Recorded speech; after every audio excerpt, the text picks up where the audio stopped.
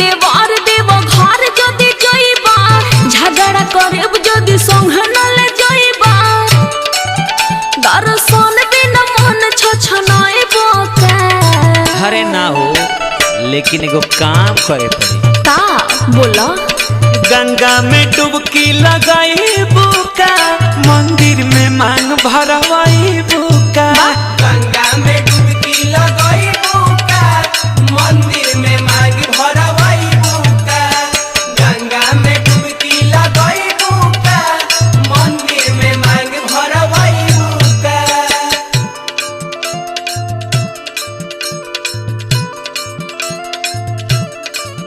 कबले बाबू